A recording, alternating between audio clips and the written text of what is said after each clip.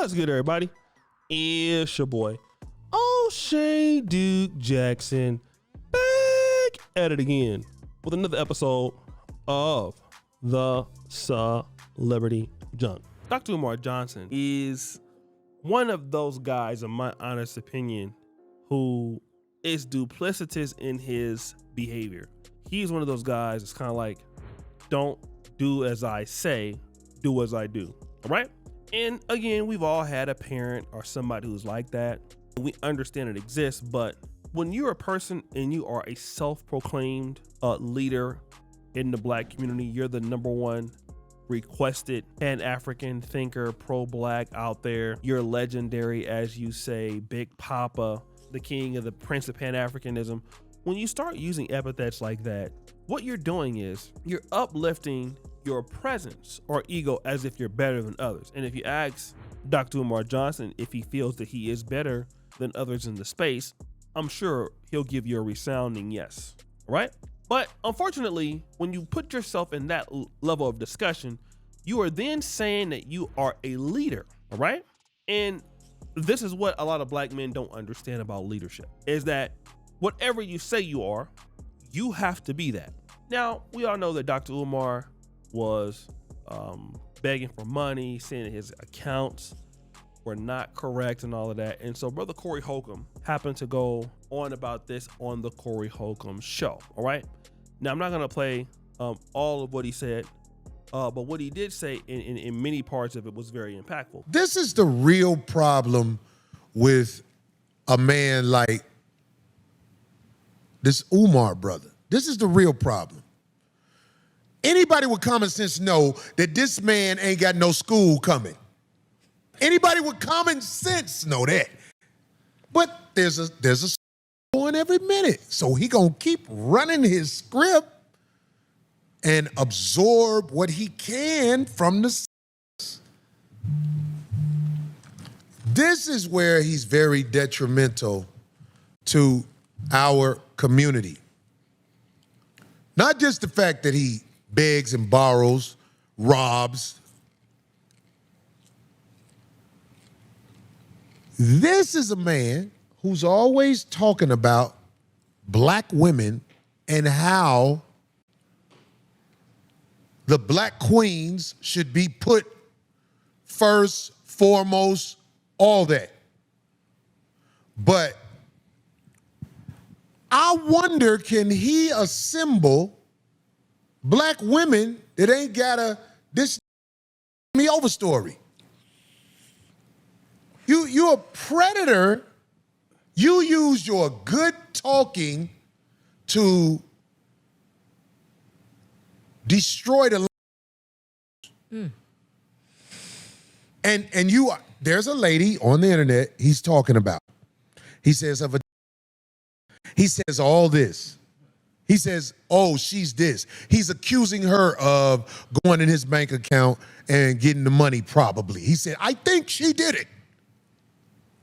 Hold on. According to this woman, she called him. She needed help with her son, thought he might be able to help. It's game in that. But, okay, he agreed to meet up with her, but he had her drive 2 hours to pick him up from the airport where he was flying in. Now, if you are a woman who grew up around men who love you, you would never go for that. You can't step to no woman who know what she need to know in the past 40. 40 years old in the well, you need me to come get you?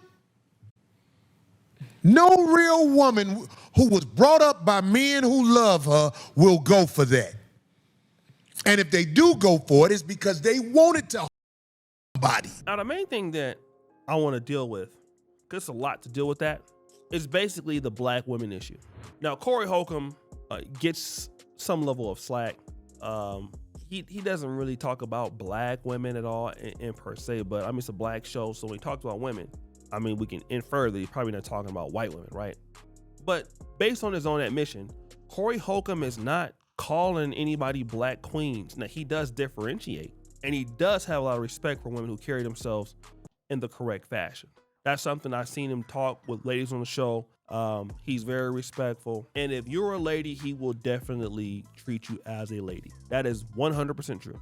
The issue is that if you're a man saying that you love black women like Dr. Umar, then how do you end up treating women worse than even some of the guys out there who don't even claim to have that fame? That's the reality. In theory, Corey Holcomb, who's making the argument, treats black women better than Dr. Umar, and Corey Holcomb is not even the person saying that black men need to do X, Y, and Z for black women. I believe that's another point that can be inferred. He didn't say it, you can infer it. Secondarily, you use your talking points that are used to uplift, as you would say, the black community or black women in particular, but you only use those talking points for predatory reasons or for predation tactics. You use people to steal and undermine and connive and to act like you're gonna build the school when you're not, and then guilt people into supporting you. In other words, you're not a good person. And then you have the unmitigated gall to talk about who needs to be protected and who doesn't, and what some black man should do. He didn't say this part, but I'm adding on to it. What somebody else should do with their life, and clearly you're not living what you talk about. Because if you're about protecting black women, why is this woman driving 2 hours to come pick you up and you're not a man enough to go and see her on your own volition? Why are you out here talking about somebody's kitty cat smells bad? That ain't sounding like somebody who's protecting black women. That sounds like somebody who's hostile towards black women. And the reality is that people look at you like, oh, you're just a guy that's smart. You're a guy who's intellectually gifted. You're a guy that's well-read, but you're not a guy who lives what you're talking about. Because if you don't believe it, then I can't believe it either. And that's the issue with a lot of black pastors, preachers, Pan-Africans, thinkers, is that you guys are good, and I'm talking about all the folks that I'm talking about here, you're good off of theory, but you can't execute what you think, which makes me believe that you really don't believe it and what you're talking about in the first place. For example, I heard a story. There was a guy who was in jail, and he was the jail minister. He was so talented amongst the prison population that people would let him, the prison preacher, talk to their family members and pray for them. That's how much of a connection he had. And as it seems, one of the prisoners let him talk to the mom one day. So he found out that his mom was sending the prisoner preacher hundreds of dollars. And not only was she doing that, there was a certain level of sexual content that was shared between the inmate and the inmate's mother. And the inmate found out about this. And so he was baffled, because in his mind, how is the man who says he's the preacher, not only is he getting my mom's money, but my mom is sending him nude pictures? So upon confirming this, he thought about if he should even confront somebody over the situation. So he went and he asked people in third person, what would you do about this? X, Y, and Z. You know, my homeboy is going through this. You know how that kind of stuff goes. And eventually he went and he confronted him, or thought about confronting him. And then another person in the jail came with a similar story. I let him talk to my auntie, talking about the preacher, and the preacher is now getting the auntie to send him money. And then now the inmate's aunt, another person, is complaining about a family member of his sending sexual material. Another person also complained that the preacher somehow got the phone number off his phone that he used one day and called his girlfriend. And now the preacher and the lady's girlfriend are having a relationship. So these inmates had a very similar story about this one guy. And so they decided that it was time to take action, that it would be no more talking. So they got the preacher into a vulnerable spot, and it was a great ass whooping. Okay, they didn't kill him, but it was a great ass whooping. And upon delivering this ass whooping onto the preacher, they asked him, why did you do this when you're supposed to be a preacher? The preacher says, I don't even believe in God, but I'm good at this. That's why I did it, because this is my way of getting my need to God. But I'm not even a person that even believe in God. So they ended up whooping his ass some more. So that was to say that he was never believing on what he was talking about, but he was doing and exercising those gifts in order to make a way. I think that Dr. Umar Johnson is not really a strong pro-black. I don't think that Dr. Umar Johnson is a Pan-African. I think that Dr. Umar Johnson is well-read. I think that he's smart.